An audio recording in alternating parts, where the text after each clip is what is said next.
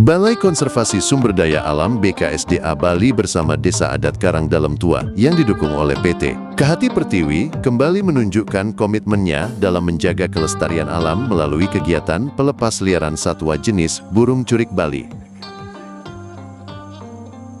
Satwa ini merupakan satwa endemik Pulau Bali yang statusnya masih dilindungi dan memiliki nilai ekologis serta budaya yang tinggi.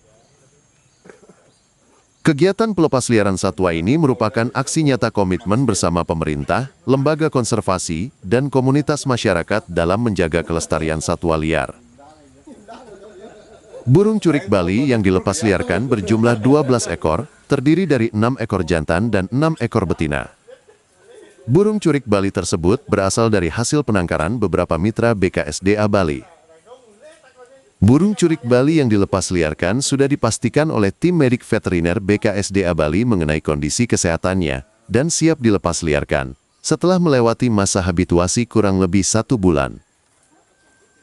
Burung curik Bali merupakan satwa liar dilindungi menurut Undang-Undang Nomor 5 Tahun 1990 tentang Konservasi Sumber Daya Alam Hayati dan Ekosistemnya, Junto Undang-Undang Nomor 32 Tahun 2024 tentang Perubahan Undang-Undang Nomor 5 Tahun 1990 tentang Konservasi Sumber Daya Alam Hayati dan Ekosistemnya, dan Peraturan Menteri Lingkungan Hidup dan Kehutanan.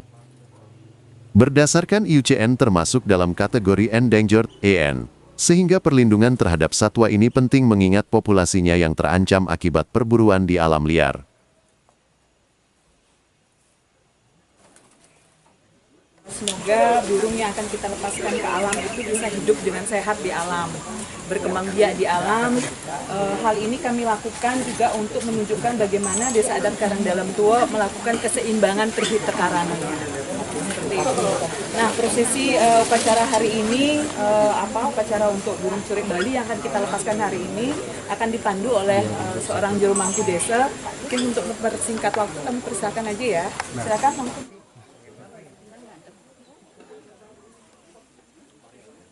Inisiatif pelestarian burung curik Bali di Desa Adat Karang Dalam Tua sejatinya telah dimulai sejak tahun 2018 melalui kolaborasi bersama PT Tirta Investama dan telah mendapatkan persetujuan dari BKSDA Bali.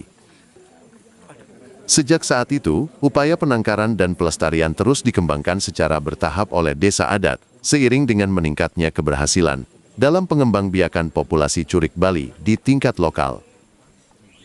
Perkembangan ini menjadi fondasi penting dalam memperluas program konservasi, termasuk kegiatan pelepasliaran ke habitat alaminya. Selain prosesi pelepasliaran, kegiatan ini juga dirangkai dengan deklarasi Forum Komunikasi Sobat Satwa Liar Bali atau Forum SSLB, yang salah satu tujuan dari forum ini dalam upaya konservasi curik Bali adalah bersama berbagai pihak, terutama BKSDA Bali, memberikan dukungan pengusulan penetapan Hari Curik Bali Nasional. Besar harapan banyak pihak jika penetapan ini terrealisasi bisa ikut mempertahankan kelestarian burung curik Bali sebagai satwa ikon Pulau Bali. Kegiatan ini juga merupakan bagian dari Road to HKN, Hari Konservasi Alam Nasional, tahun 2026.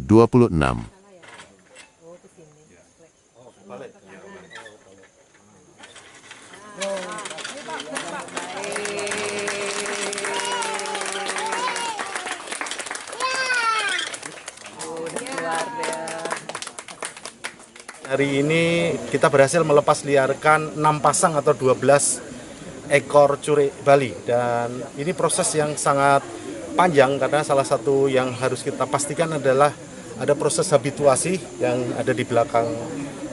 Hari ini 9 April 2026 Balai KSDA Bali juga mendukung, menginisiasi dan mendorong teman-teman untuk kita bersama-sama mengusulkan nanti kepada Bapak Gubernur Bali yang nanti akan ditindaklanjuti untuk mengusulkan kepada Bapak Menteri Kehutanan untuk menetapkan Hari Curik Bali Nasional.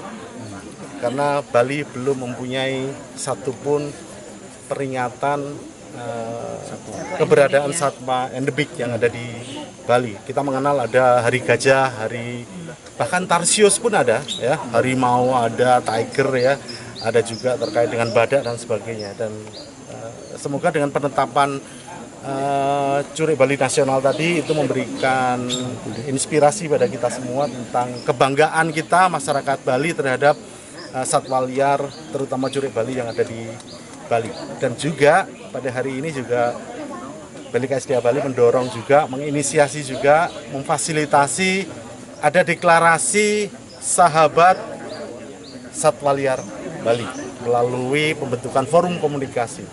Ada pecinta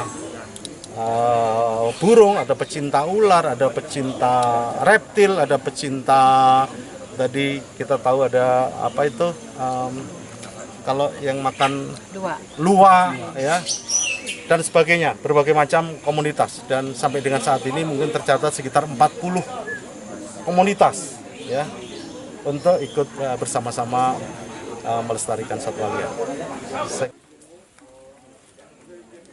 Kelihan Desa Adat Karang Dalam Tua, Ida Bagus Gede Manudresta, menyampaikan bahwa kegiatan ini bukan sekadar pelepas liaran satwa, melainkan bagian dari visi besar Desa Adat dalam membangun harmoni antara manusia dan alam. Atau istilahnya permintaan maaf kepada warga, dan itu bagi warga Bali sungguh. Desa Adat sebenarnya Desa Adat punya ada 3 mandatnya, yaitu yang disebut dengan Trihita Karana, menjaga parahyangan, tradisi, kemudian menjaga alam atau palemahan, dan menjaga pawongan atau manusianya. Nah, ini wujud dari menjaga palemahan atau alam itu. Karena banyak desa adat terfokus hanya menjaga tradisi, melupakan menjaga alamnya. Ini adalah wujud kami di sini. Jadi pelepas liaran pada hari ini itu sesungguhnya seremonial dari proses sebelumnya yang bertahun-tahun sebelumnya telah dilakukan.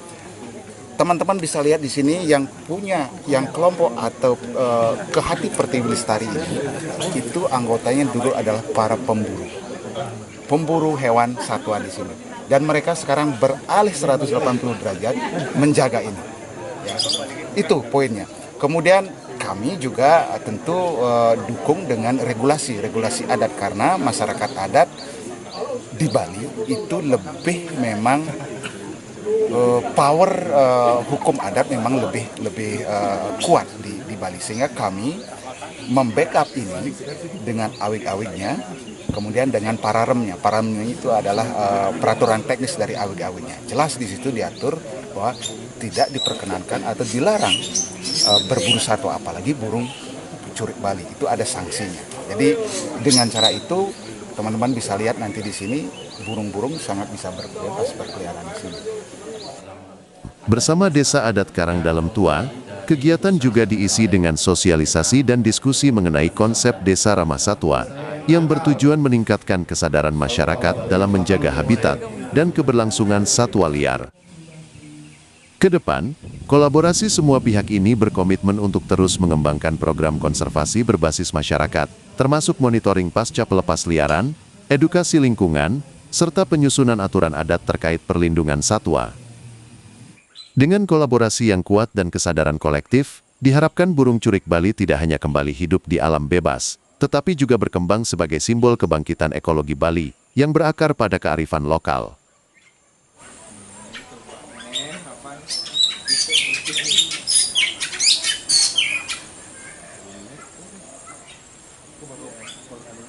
Desa Adat Karang Dalam Tua dikenal sebagai kawasan dengan kekayaan lanskap alam dan budaya yang masih terjaga. Secara geografis, wilayah ini berada di kawasan dataran tinggi dengan lanskap yang didominasi oleh aliran Sungai Ayung, persawahan, serta hutan dan kebun masyarakat yang masih asri. Lingkungan alam yang relatif terjaga ini menjadikan kawasan Karang Dalam Tua memiliki potensi ekologis yang tinggi sebagai habitat alami bagi berbagai jenis satwa, termasuk burung endemik Bali. Perkembangan curik Bali selama ini telah dilakukan baik ex situ maupun in situ, di mana dengan kerjasama semua pihak, curik Bali yang berkembang di luaran bukan hanya dari hasil pelepas liaran, namun juga dari hasil breeding alami yang terbukti dari pemantauan di sekitar kawasan.